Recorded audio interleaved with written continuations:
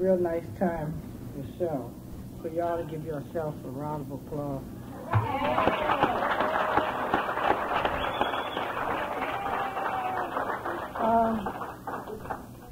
At this time, I would like to turn it over so that it's so not that way, you know, out, no, not like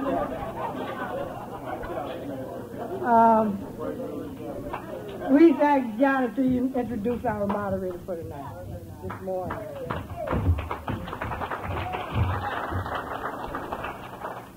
Hi, my name is Donna, and I'm an addict. The speaker that I'm getting ready to introduce, I've been around her since Thursday, and for me, she's a big inspiration.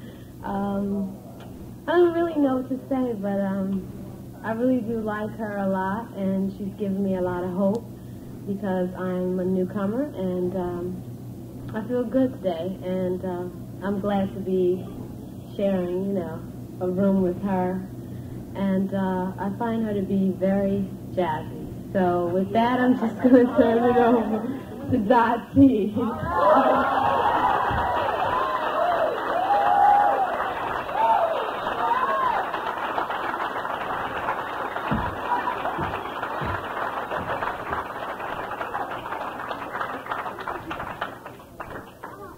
Good morning. I'm Dot Talley. I'm an addict. I would like to thank the committee for inviting me here. I've heard a lot of people talk about, you know, how they felt being here. And I've heard other people talk about how, you know, they felt kind of out of place. And I just want to say that there ain't no way that you can get this many addicts in one room at one convention and without somebody feeling weird. It just is impossible.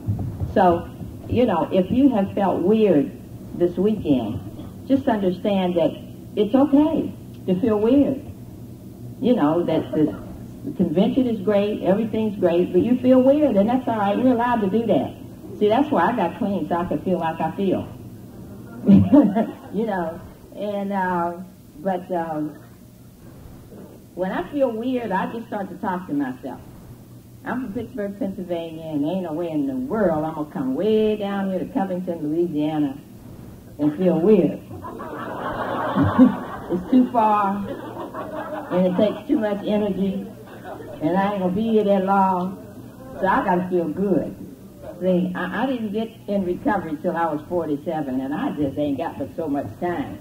You know, I got to get it together quick, you know. It's Sunday morning again, y'all. Here we are, sitting here. We got our shoes on the right foot. And all you do is got your pants zipped up.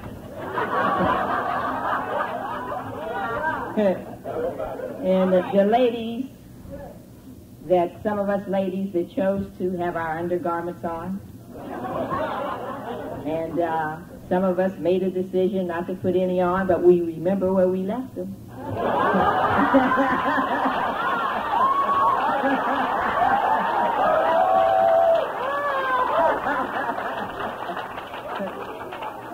That's improvement, ain't it, y'all? That's right. That's improvement. Better than we used to be. I love being in Narcotics Anonymous. You know, all my life I have wanted to be free. Only to come to this fellowship and become aware that freedom ain't free. You got to earn it. With freedom comes responsibility and discipline. I have never wanted to be responsible. I have never wanted to be disciplined. But that's the only way that I can be free. I can remember, I was raised in a neighborhood with blacks, Italians, and Jews. And I had a little Italian girlfriend. And her family made homemade wine. And I would stop by in the morning to get her for school. And she would always drink a glass of red wine. And it would be cold in the wintertime, and her cheeks would be rosy, and her coat would be open, and I'd be all bundled up. But see, I didn't know that wine was heating up the inside, you know. And she would always ask me if I wanted some, and I'd say no. And because I didn't know what wine was. We didn't have it in our house. And when I got 13 and I drank that wine, I was mad. I was mad that I waited so long. See, I'm like the dude that said he went to kindergarten when he was 5 years old, and his mama took him there and cut him a loose, and he needed a drink. I needed a drink, honey, when I was 5. And I'd have got one had I known what happened to me when I was 13 years old, and I put that alcohol in there, and that chemical changed me. And it made me okay for the first time. Because you see, I'm an individual that started, I believe, when I learned to walk, searching for something. I don't know what it was I was looking for, but whatever it was, I did not have. And it wasn't in my house, and it wasn't in my family, but I was looking for something. I was knocking on doors looking for something. Now, the door that opened for me when I got 13 was the door of addiction. But I know as I'm standing here, I was looking for God all my life. That's what I had been looking for. Because by the time I was 11 years old, my whole philosophy was like, is this all there is? Is this what I'm going to do the rest of my life? Keep waking up and getting up and breathing and going through life. Wasn't nothing happening for me. I was not happy. I was not unhappy. I was just there. I believe that God is slick. I think he makes us, he constructs all human beings to need him. See, and there is something right in here. I'm going to call it the God box. And all my life, I put everything in there. I put dudes in there and tried to make them fit, and I'd scrunch them down in there. And try, you know what I mean? I put all that lust in there, and you know, and it was pretty good for a while. But then I got disappointed with that, and I would put dope in there and try to make that fit, and it worked for a while. And then I would read all them intellectual books. You know, you can find all the dope things at the how-to shelf at the bookstore, because we want to know how to do it. Yeah. How to do this, how to do that, how to do that. We want to learn how to do it, you know. And I would put books in there, and I would try to put friendships in there. And some people put education and degrees, and other people put money in there and power in there. But you see, this is the God box. And don't nothing fit in the God box but God. That's all that fits in there. You see what I'm saying? No matter what, and I am not talking about just people in recovery from chemicals. I'm talking about people, period. Okay? Because I do not use any mind-altering chemicals. I have not used them for 12 years and 8 months. Okay?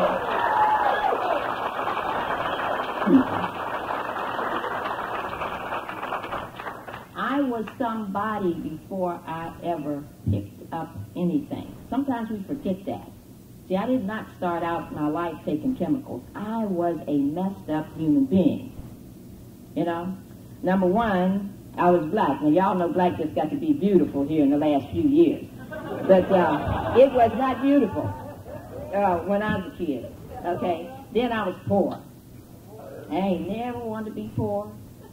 I was left-handed, and the teacher in the first grade tried to make me right-handed. I was on the welfare, and I didn't mind being on the welfare, but in them days, in the 30s, they had these here clothes, and everybody on the welfare looked just alike. You know, it was during the Depression, and everybody wore the same kind of clothes. So I didn't mind being poor, but I minded that you knew it. You see, because I was sitting up in the classroom looking just like you. But the thing is, It's a funny thing about Narcotics Anonymous, and it's a funny thing about being unique and being different, like we all think we are initially. For an example, here's somebody on this side of the room. They say, I went to a school in a chauffeur-driven Rolls Royce. And I had to wear little princess dresses or little Lord Fauntleroy pants. And the chauffeur jumped out of the car and opened the door and let me out to go to school. And I came from a mansion. And none of the other kids was like that. And I felt different. I felt alone. Somebody on this side of the room will say, I'm from Tobacco Road. I had to walk 2 miles to school each way with mud running through my toes. I didn't have no shoes, and all I had was hand-me-down raggedy clothes. And I felt different than everybody else. But here's these people sitting in the same meeting. That ought to tell you something. It don't matter. It really does not matter whether you did it on Park Avenue or a park bench. It don't matter. If you're an aristocrat or an alley rat, it don't matter. We all made it to this room this Sunday morning. You see what I'm saying?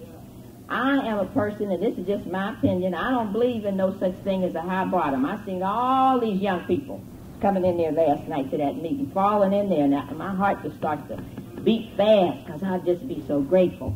But you see, the difference between me and them kids that came in that room, I suffered longer. Not more, but longer. See, we ain't got nothing in this program that says on the Richter scale from 1 to 10, how much did you hurt? The fact that we here let me know that we hurt. I got a little button in my pocket here. I got a little 12-year-old kid that I sponsor. He OD'd in the alley on cocaine. He was hallucinating or something. Anyway, I got in this pen that says God is awesome, because he got to do what I got to do. It ain't no difference between him and me, you see. And I said, do you pray? Yeah. I said, why do you pray? Because you're going to beat me up if I don't. That's what I joke. That's right. See, they say there are no musts in NA, but there's a must for you, sweetie. You need to pray. See? Because listen here. The young people ain't got but one thing I want, and that's energy. Because it is hard being young. It is. It's not easy being young, you know. And I'm just grateful to be in this fellowship, because I am free. I get freed up all the time. We were talking, I found out something about, I listen to these young people. I was listening to John talk about some kind of drugs. And I listen at that, see, and I believe her. I believe what she said. And that let me know after listening to her, I got powerless at a deeper level. My powerlessness, the longer I'm clean, I'm powerless at a deeper level. I hear them talk about freebasing. I ain't never seen a pipe no place but in the store. I have no idea what you do with that.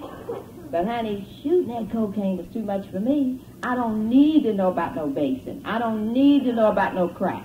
I don't need to know about, you understand what I mean? I went absolutely as far as I could go. I couldn't go no further. I'm here for one reason.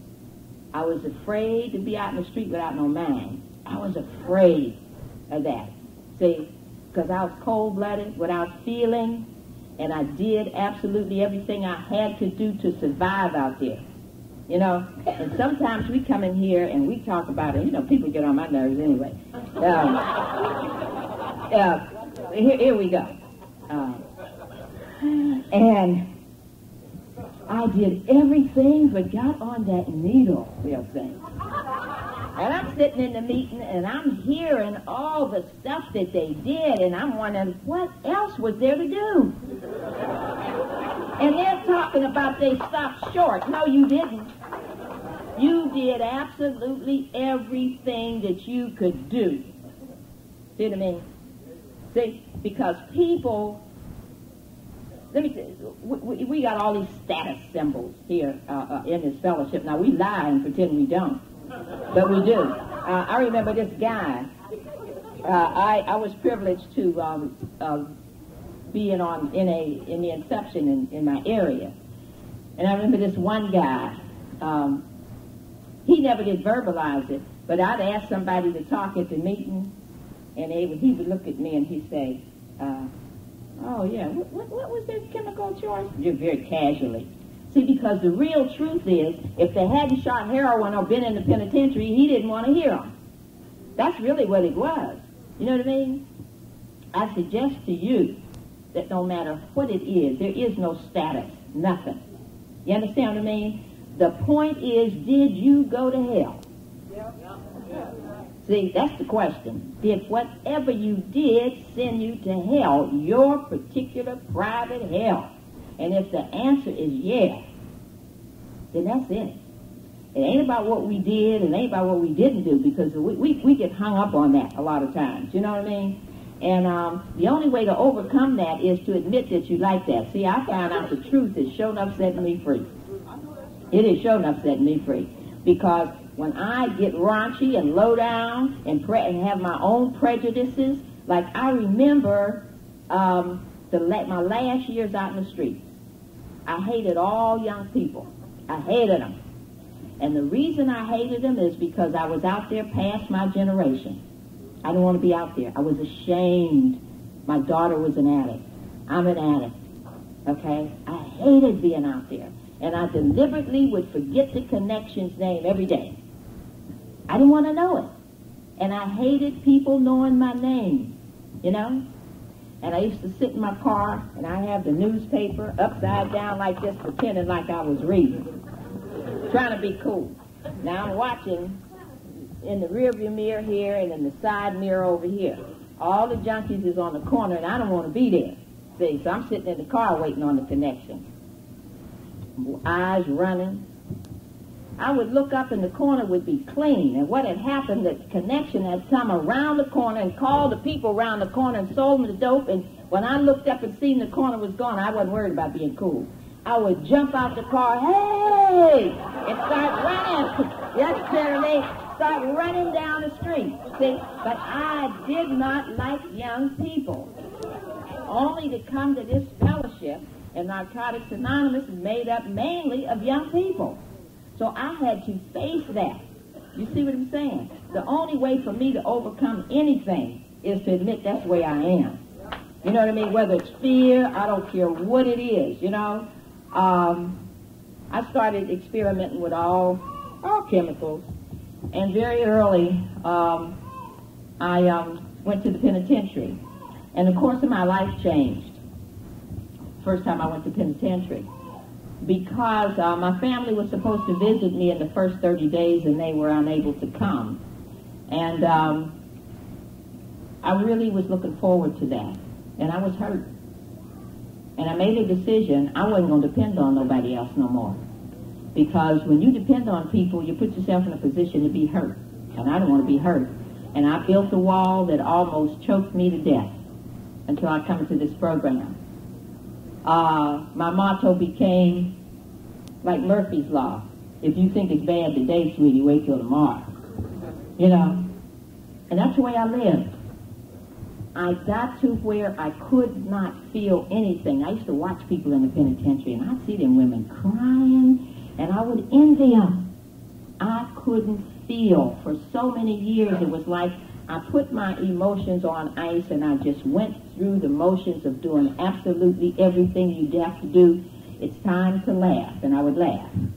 It's time to be quiet, and I would be quiet. It's time to be cold-blooded. I would do absolutely everything I needed to do to get me over, but I didn't feel. I had a picture of my daughter, and I had it in the top dresser drawer because I did not want nobody to discuss her, ask me nothing about her. I was a negligent mother, and I hear people talk about, I was always good to my kids. That's a lie. If you're a drug addict, you wasn't good to your kids. I don't care. Let me tell you something. I was not, even when I was with my child, I wasn't with her. Because I was off in Never Never Land somewhere. Okay? Even when I was with my family, I wasn't with them. When I was with my mama, when I was with my man, listen here, let me tell you, if you ain't done it clean, you ain't done it. Okay? And listen to this. We need to understand that we need to learn how to do this stuff. When I got clean, I was in the house with all these people. Now, my sponsor told me to ask God for help to keep me clean that day and to thank him at night for keeping me clean. But, honey, I very soon learned a whole lot of stuff besides that to say to God. I lived in a house with my mama, me, my daughter, 4 grandchildren, and a sometime live-in dude. And, sweetie, you needed God, and I got one quick. See what I mean? Because I didn't do drugs no more. And I did not know how to relate to all these people because wasn't nobody doing my will. And didn't they understand I had done got clean and it was time for them to shape up, baby. You know what I mean? And recognize all this good stuff I was doing. You see what I'm saying? And wasn't nobody doing my thing like I wanted them to do it. And I needed a God. I had to quickly recognize I am the addict in here. What am I going to do about me? It ain't about you, what I'm going to do about you. It's about what am I going to do about me. Always. You know, when I left rehab, the man told me, he said, Doc, you may die, but I'm going to see to it that you don't die ignorant. And I am not ignorant. And I know that if it's going to be, it's up to me. Whatever it is. You know, we come in here, you know, the people lie to you in the first place. They tell you, you know, all you got to do is just stop doing them drugs. That is not all you got to do. That is not all you got to do. They don't tell you, baby. Listen here. Now, understand this. Understand this. It's up to the individual. See, this program is like a whole smorgasbord. Now, you can come in here and you can take a little crouton. And you may say that's enough. And that's okay. But I'm greedy. I have always been greedy. I ain't never had enough. See, and I want recovery. And so that means in order for me to get freed up like I want to be freed up, there's certain things I got to do. You see, we tell people this here, come on in here, and we don't care what you did. We just want you to be clean. Soon as the new people get in here, we start running their lives. We do. We start telling them what they're doing wrong, and we start putting them on a guilt trip. We start laying our sick idiosyncrasies on them, and it ain't about that. It ain't about that. They got enough of their own sick idiosyncrasies, and the 12 steps says, having had a spiritual awakening as a result of these steps we carried. Which message? This message. What message? Listen here. What is it? It's just your stuff they just got through reading up here. That's what we carry, the steps and the traditions. Carry this message of Narcotics Anonymous. That's what we got to do. We got to love these people. We got to understand that when you put them drugs down, you start a grief process. We grieve them drugs. See, that was our God. We was in love with that lifestyle. And we're not just hooked on the chemical, we're hooked on the sex. We hooked on all of that stuff. We're hooked on that stuff. You see what I mean? We come in here and we don't even know if we want to be clean initially. We just know we don't want to hurt. And we come in here and put ourselves in other people's hands, and we all have a responsibility to these new people. We need to love them. That's what we need. We need to love them. But you see, in order to love them, you first got to tell yourself the truth, which is, I don't mind you being sick, honey, but be sick like I understand. Don't be sick in some other way now that I don't understand. So we don't like that. We don't. And we the ones. You know, ain't nothing wrong with the new people. There's something wrong with us. That's right. It's true. What's wrong with them? They make a decision that they don't want to hurt today. You know, And then we say, well, now listen, you got to start doing this, and you got to stop doing that, and then you got to do this. See, what we supposed to tell them? Don't use, ask for help, go to meetings. That's the message. That's what we know about. See, we do not know about treatment center jargon. We do not know about, listen, and I work in treatment. That's how I make my money. But listen here, I'm working for one reason. Money. That's what I work for. Money. See, that's what I work for. Now, there's nothing wrong with treatment. I'm not saying that. Please hear what I'm saying. I'm saying treatment is treatment, and Narcotics Anonymous is Narcotics Anonymous. That's all I'm saying. Now, and I hear people say, I wear two hats. Thank God I don't. I am sick of confusion. I don't need no two hats. When I'm at the meeting, and I hear my clients come up, oh, I know what we were talking about in our last session. I said, honey, I will see you next Tuesday. I am here for my recovery in this meeting. I don't want to hear that shit. I don't want to hear that. I don't want to hear that. There are times, let me tell you something. I am so glad, I am so grateful to God, because I was crazy. After the first time I went to that penitentiary, I returned to the penitentiary 5 more times over the next 20 years of my life. Okay? Because I didn't believe nothing them people said in the first place. They told me they had a board to fit my rump any way I turned it, and I didn't believe them, and they did. They told me that I couldn't wear them out, that they could wear me out, and they did. I didn't believe them. But them people wore me out. You see, they made a believer out of me. I don't want nothing that I had in them streets.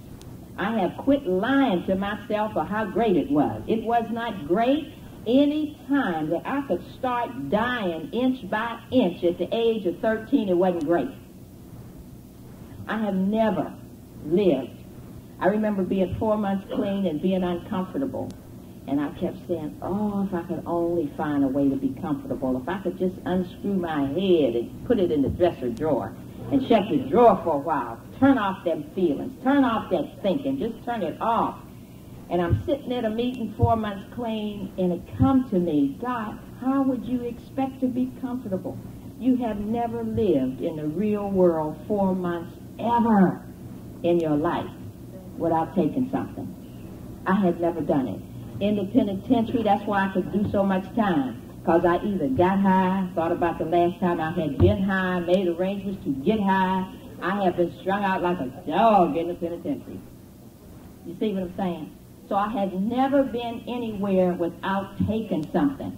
How would I expect to be comfortable? I was suffering from quiet hysteria. You know, I'd get a grin like this if they're eating, and just grin, how you doing? That's where I was. I was crazy.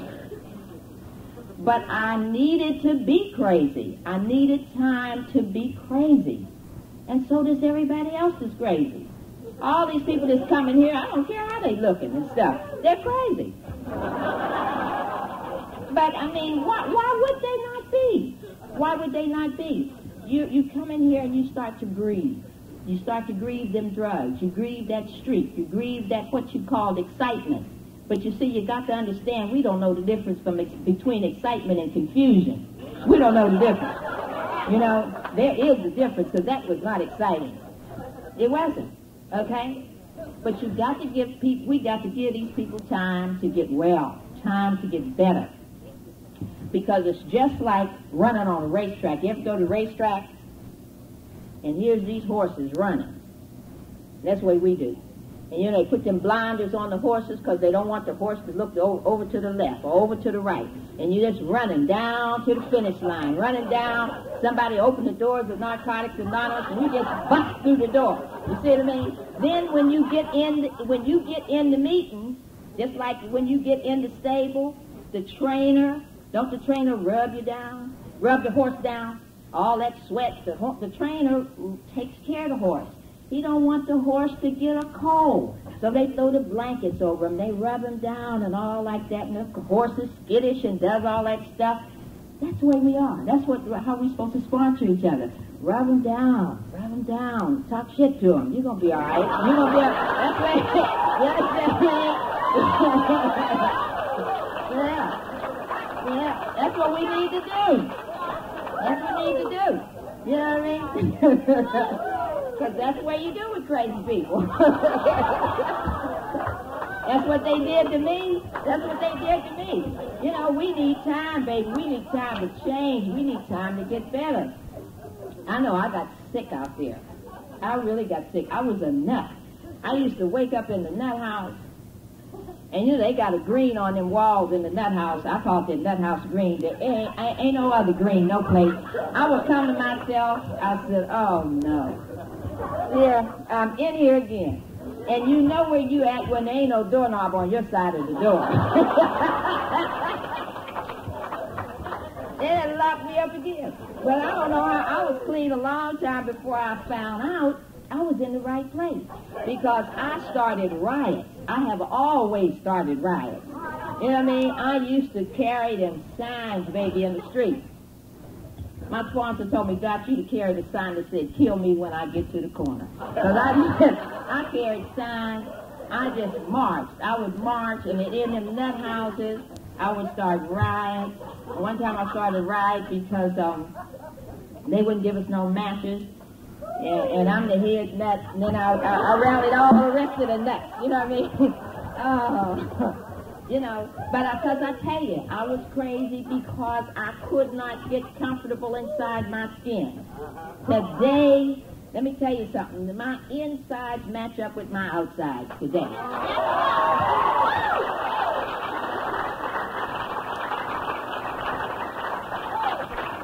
Now today I am a kind of, it's just my personality. I am not a real calm person, you know.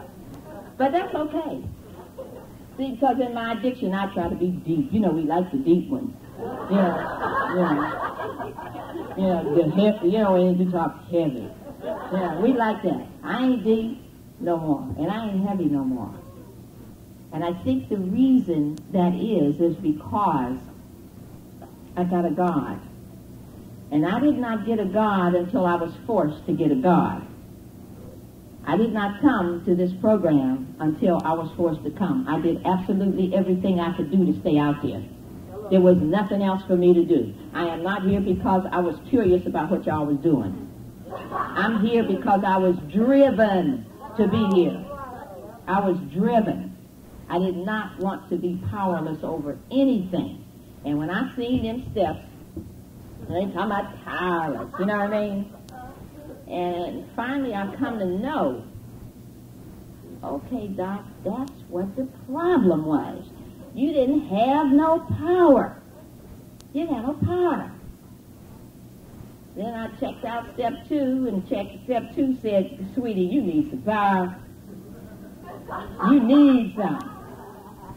And then I checked out step 3, and it says, you a 98-pound weakling, make a decision to join a gang. See what I mean? Because you're a 98-pound weakling that can't do it alone. Decide to get the leader of the gang, the one that's got the power. You see what I mean? So I decided to join the gang. See? And the gang I joined was the black, the leather jacket gang. See what I mean? Which on the back of the jacket it says, God as I understand him. So I decided to let him do for me what I couldn't do for me. Okay? And then I got to step 4 and 5 and 6 and 7. And they let me know, sweetie, you have got to deal with self. You have got to deal with you. If you're going to get any better, get rid of the garbage. It is not about self-improvement. It is about self-replacement. I needed to replace me, because I can count, because nothing from nothing leaves what? Right on. I needed self-replacement, and I couldn't do it. I needed somebody, because my problem was all my life I have wanted instant gratification. And steps 4 through 7 helps me with that instant gratification and helps me to delay it. See what I mean? and helps me to pray and understand that God answers prayer. He says, yeah, no, wait, and you got to be kidding. And he says all of that. You understand what I mean? Because when I was 50 years old, I asked God to send me a man with money. And he said, you got to be kidding, and he got me a job.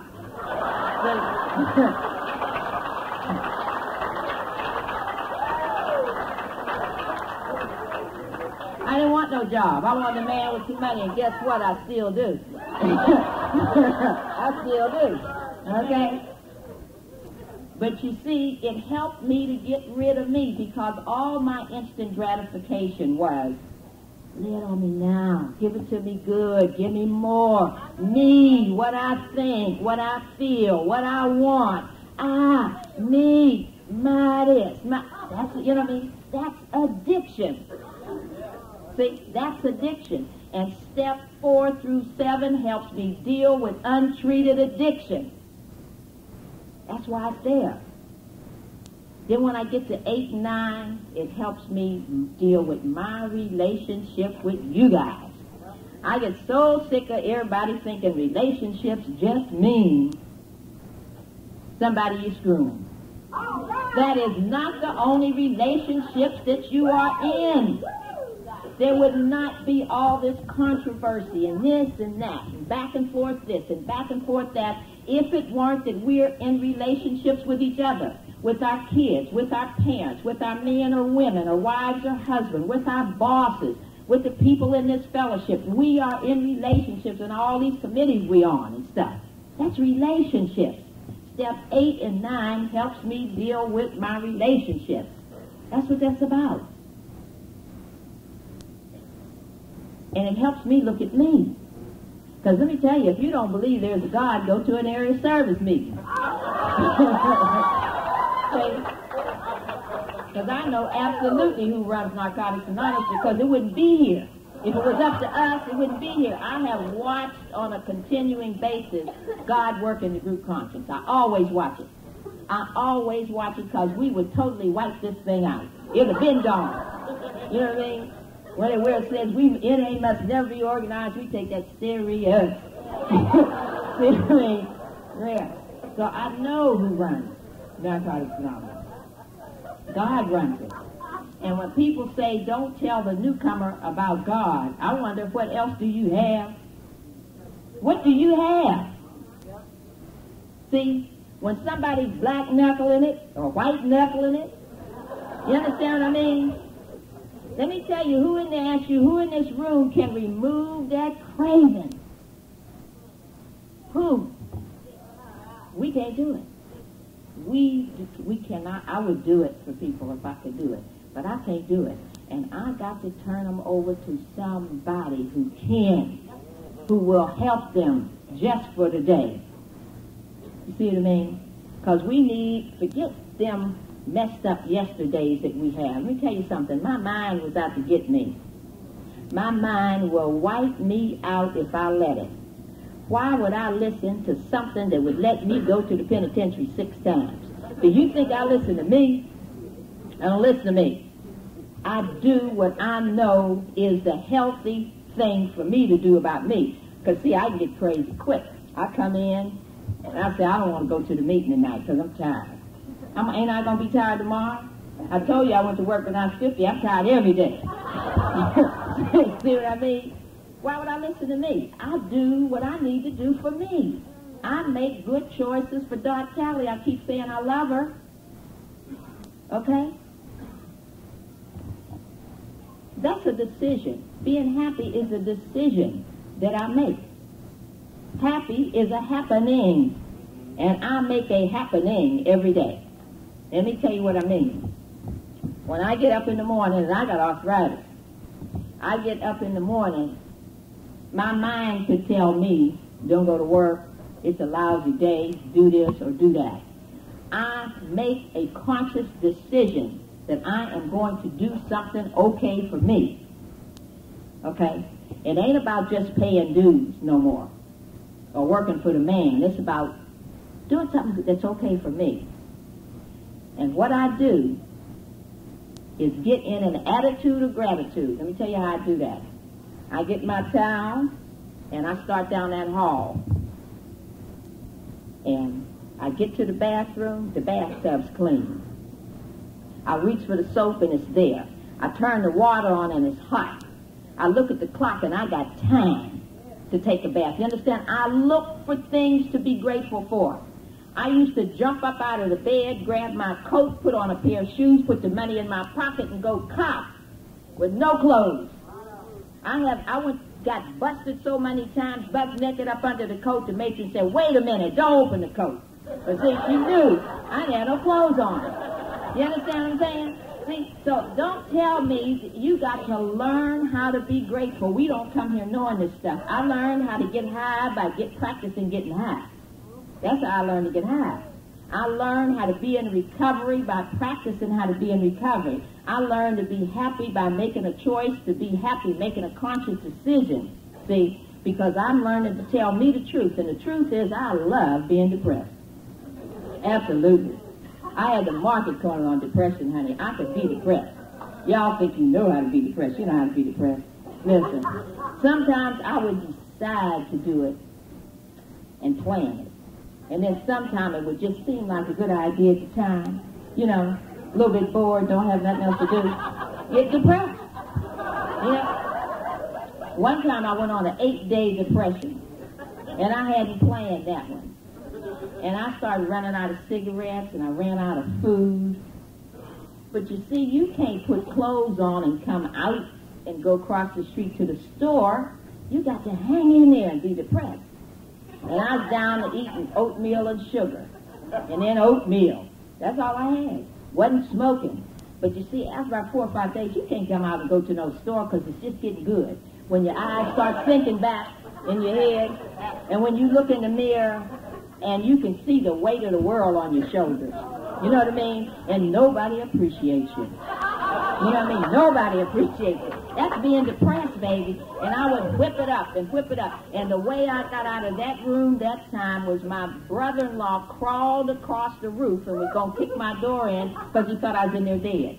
I had my phone wrapped up in a Turkish towel down in the dirty clothes hamper. I was in there being depressed, baby. It was beautiful. But you see, I don't get depressed no more because I admit I love it. It's a great attention getter. It is. It's a great, see, it's very self-absorbing. And I can just be in there with my sick self, just into it. And I love that. But it's sick. It is. It's sick. So I choose not to do it. It is a luxury I no longer can afford, so I don't do it. It does not mean I don't like to do it. It just means I don't do it. Okay? It just means that I choose the better way. You know, I no longer put everything on hold in my life. I'm going to be happy after I get this dude. I'm going to be happy after I get this degree, after I get this money, after I buy this house. 6. I was born March 7, 1928, counted up. I will be 60 years old tomorrow. I got to plan it now. You understand? See, let me tell you something. Thank you. Thank you. Those of you that can afford to wait to be happy, okay. I got to be happy now. See, because them dead yesterdays is exactly that. You understand what I'm saying? Them unborn tomorrows is unborn. I don't know nothing about them. All I got is right now. See, and I'm standing here clothed in my right mind and in recovery, and I got to be okay today because that's all it's promised me. It's just right now. That's all I got. I am not waiting on nothing. It does not mean that I don't want things. I want a lot. Let me tell you something. It ain't about the destination. It's about the journey. It's about being on the path, being on the right, in the right place at the right time, doing the right thing. And I know I'm doing that. I know I'm doing that, and I am afforded that because of Narcotics Anonymous. Let me tell you something. People, when they talk about, I hear people talk about self-respect. Let me tell you tell you what self-respect is. People talk about, my boss trusts me, my spouse trusts me. That's not self-respect. That's respect of other people. Self-respect is when I like me enough to respect me, to treat myself tenderly. If I don't want you to call me a dirty name, I should not call me a dirty name. If I don't want you to belittle me, I should not belittle me. I don't want you to put me down, I should not put me down. That is self-respect. Respecting me enough to stroke me. Because I look in the mirror every morning and I say, go get him, baby. Every day. You see what I mean? Because I got a God today that allows me to be wrong. And when I'm wrong, I got a right to be wrong. I just love new people. I was telling Bibi how to do this girl. I picked up, the girl had 30 days, and I had a problem, and I said, well, she, I'm going to just run this problem because she don't know what I'm talking about. No way. I'm just driving her to the meeting, and I'm running the problem down. I said, well, she's going to be polite and say, I said, and this happened, and that happened, and this happened, and that happened. The girl with 30 days said, you ain't got no problem. All you got to do is mind your own business.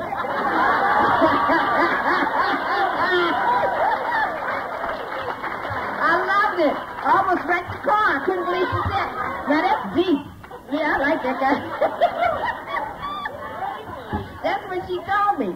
See to me, the lifeblood of this program is these new people. Can you imagine if everybody had 20 years? Everybody. There wasn't no new people in here. You know what I mean? We would bore each other to death. We bore each other to death. Yeah. Yeah.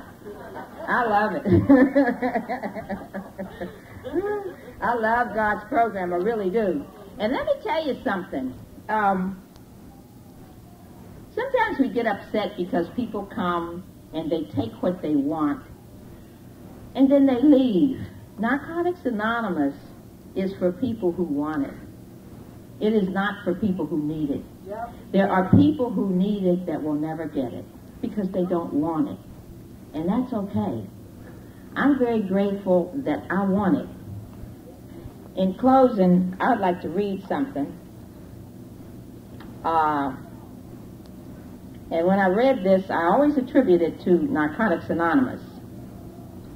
An old man traveling a lone highway came in the evening, cold and gray, to a chasm deep and wide, through which was flowing a sullen tide. The old man crossed in the twilight dim, for the sullen stream held no fear for him. But he turned when he reached the other side and built a bridge to span the tide. Old man, cried a pilgrim near, you're wasting your time building here. Your journey will end at the end of the day. Why build you a bridge along the way? The pilgrim raised his old gray head. Good friend, on the path I've come, he said, there's followeth after me today a youth whose feet must pass this way. And this stream, which was difficult for me, may for that fair-haired boy a pitfall be. He too must cross in the twilight dim. Good friend, I'm building this bridge for him.